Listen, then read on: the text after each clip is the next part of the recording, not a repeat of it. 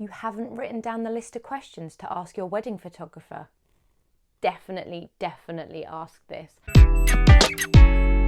Hello lovely brides and welcome back to my channel.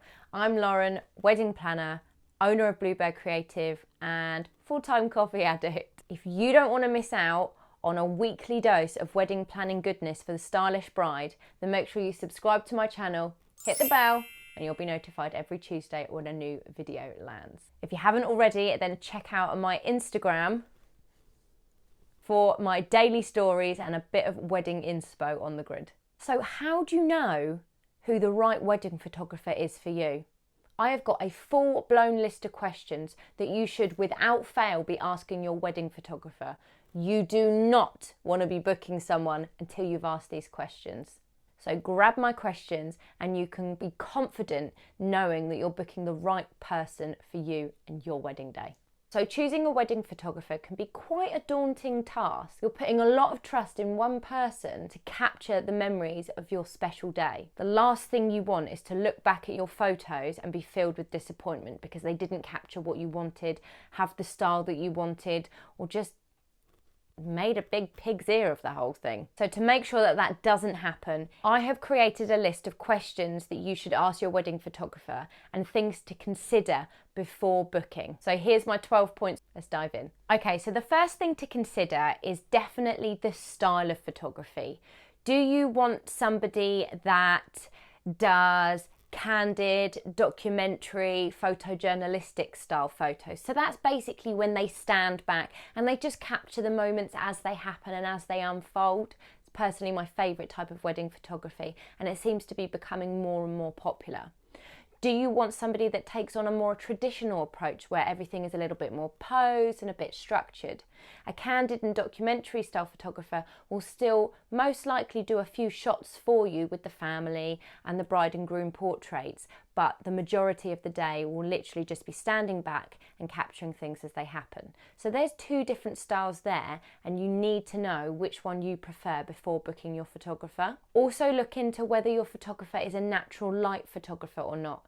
A lot of photographers will try and work with natural light and only use a flash perhaps during the evening when they really have to. Other photographers will use a flash throughout. So that's definitely something to consider and obviously to ask the person that you're interested in using. When looking at potential candidates for your wedding photographer, it's also good to have a look at their portfolio and their style. So when I say style, I don't necessarily mean whether they've gone the documentary or the traditional style, but a lot of but it's also worth looking at their editing and what type of filters and colours they use when they produce the final pictures. So why don't you use Pinterest? So a way to use Pinterest for working out your photography is to pin a load of pictures onto a wedding photography board of bridal shoots, of the bridal party and just of weddings. And then by looking at that board, you'll have a much better idea of the wedding photography that you're drawn to. So then you'll know the style that you actually like, and then it'll be easier to then cut down and work out which photographers to target when you start approaching them. Okay, so this is something that is probably 50-50 with people, but does the photographer offer an engagement shoot?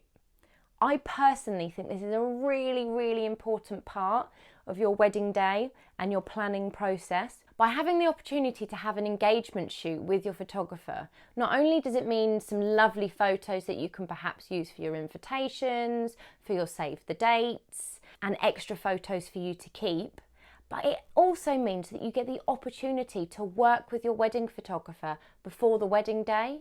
It's a chance to build a rapport, find out how they work, how they perhaps direct, and it really can help put you at ease on your wedding day, knowing how things are going to go and how they're going to work.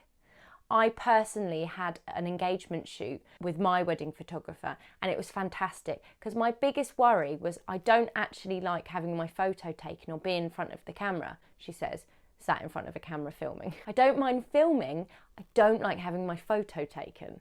I get really awkward, I pull silly faces, I don't know how to stand, I get 12 chins, I don't like it.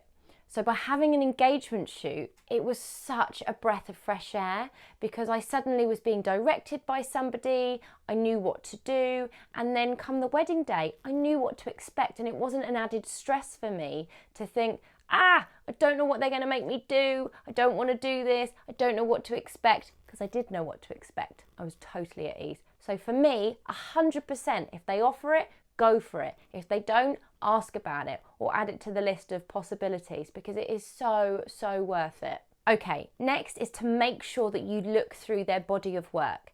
Now, back in the day, we would say make sure they've got a portfolio and have a look through that. You can do that if you want to, but hey, we've got Instagram now, and Instagram is an amazing thing, and it's basically a portfolio. So just troll through the photographers that you're interested in and have a look through their grid, and you will get a really, really good vibe and idea of their style, what their photos are like, and their body of work. And you'll then know whether they're right for you just from looking at their particular style. Then you obviously need to go through the questions and make sure that all of that is right as well. But you'll have a really good idea of what their work looks like and whether it suits you. Has the photographer you're interested in worked at the venue that you're getting married at?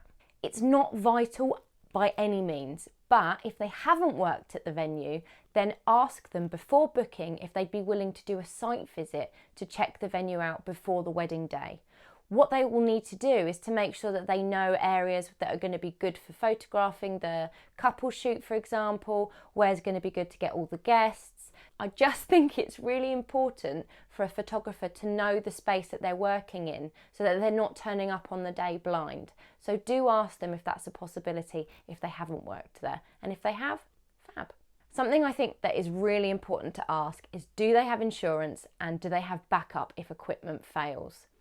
The last thing you want is for a SIM card to get full or a SIM card to not work or one of their cameras to not work or to find out that they dropped their camera or a party guest knocks into them and they drop their camera and they are not insured. These things have happened. I've seen them happen, not on my jobs, thank goodness, but I've heard of them. You don't want it to happen to you. So make sure that they have insurance and check if they've got backup equipment. A lot of photographers now will either carry a spare camera, they'll have extra SIM cards. So usually you're pretty good, but do ask the question. Give this video a like if these questions are helping you so far. You need to ask your photographer how long they'll be working for on the day. A photographer can work anything from 5 hours to 8 hours to 10 hours, or they might add on more if you ask. Every photographer is different. They will have set packages with set hours, and usually you can pay an additional fee per hour for them to stay longer. But what's quite common is for a photographer to turn up as the guests are arriving and they'll leave just after the first dance. So they'll capture the majority of the day. If you want them to capture some of the evening reception, then you may have to negotiate that into your package and pay an extra hourly rate for those extra hours. A lot of photographers will also turn up to photograph the bridal party before the ceremony. That might not be included in the package, so you'll have to check that with them. And if not, again, you'll probably have to pay per hour that you're adding on to the package. So make sure you know what's included and what time they start and finish before you book. It's also a nice gesture to provide food for your photographer. A lot of them will have it written into their package that they require a hot meal during the wedding breakfast, which I think is completely acceptable because they are on their feet all day for a really, really long time. So they need feeding. So make sure you check that in their contracts as well. And when you're doing the table plans and the food allocations with your caterer, don't forget to add them on. Will they have a second shooter on the day, and are they included in the fee? If you want a second shooter and they don't have one, can they add one at an additional cost? These are all really good things to ask. You might want 2 shooters because you might want somebody to photograph the bridal party and another photographer to photograph the groomsmen. You might want 2 people to capture different parts and different views and angles from your wedding reception or your wedding ceremony. So definitely speak with your photographer. It might be something that they do automatically. It might be something that they can do as an addition. It might not be something they can do. So definitely have a chat with them and find out if that's something that they do or don't do. Do they need you to put together a shot list? Inevitably, this is going to make everybody's life a lot easier. You'll then know what you actually want. They'll then know what you actually want. Bridesmaids and ushers will then know what they're doing when it comes to the drinks reception to help getting people over for some of the group shots. So it's really important, to be honest, to have a shot list. But speak to your photographer. They might have some suggested lists for you. They might be able to help you structure it. But definitely get yourself a shot list together so that everybody's life is a little bit easier on the day and you know you're all working from the same page, literally. Something you need to ask your photographer is how you're going to actually receive your photographs. Will they come on a USB stick? Will they come on a CD? Will there be an online portal for you to download all the photos? Are they going to be high-res JPEGs? These are all things you need to discuss and make sure you know. Is there a photo album included? Do you have to have a photo album and print some photos? Make sure you know what you want and make sure you know what they do. Does your photographer retouch photos? Do they use Photoshop, for example? Not a lot of wedding photographers will go down that route. They'll edit the photos to put their filters across, for example, and their editing settings, but they won't necessarily go in and actually start editing the picture itself, like using Photoshop, for example, and removing things and adding things. It's not common practice in wedding photography, but if that's something that you're after, then it's definitely worth having a discussion. And if it's something that you definitely don't want, then just double check it to make sure that they won't do that to your pictures. And lastly, what I think is possibly one of the most important things to think about, who has the rights to the photos? So I've seen it about 50-50, to be honest. 50% of photographers give the bride and groom rights to the photos. The other 50% of photographers keep the rights to the photos. I'm personally of the mindset that giving the bride and groom the rights to the photos is the right way to work, and I personally only work with photographers that do that because they are your special day. You want to print as many pictures as you can. You want family to be able to print as many pictures as they can, and so forth. When the photographer has the rights to the photos, you can only have so many so many prints that's included in the package that you've organised and arranged with them, and so on. You won't necessarily be able to give them to family and friends. They may have to pay to get them. So, and once you've got a photo album or a USB stick, you might not be able to go back and get any more. So make sure that you've got rights to the photos. I feel it's so important for you to have rights to the photos. You can then post them on social media if you want to. You can print as many as you want. You can do whatever you want with them because they are your special day. Definitely ask this. I know people that have got into a bit of a pickle and haven't realised that they don't own the rights to the photos until after their wedding. And they've ended up spending a lot of money. So really check this one out. So guys, that is the list of questions. I think they are so important for you to do before booking your photographer. And then you can really put your mind at ease knowing that you have got full trust and full faith in the person that is capturing your memories on your special day. So if you liked this video, make sure you give it a thumbs up. Give us a comment in the box below and let me know what questions you feel you didn't know before and now you're like, thank you, I must ask that. If you haven't subscribed already, make sure you do, and I will see you next week. Don't forget the doors to my Bride Academy Facebook group are still currently open, so feel free to hop on over.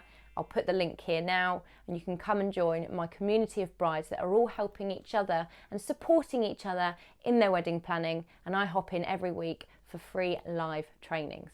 I'll see you there.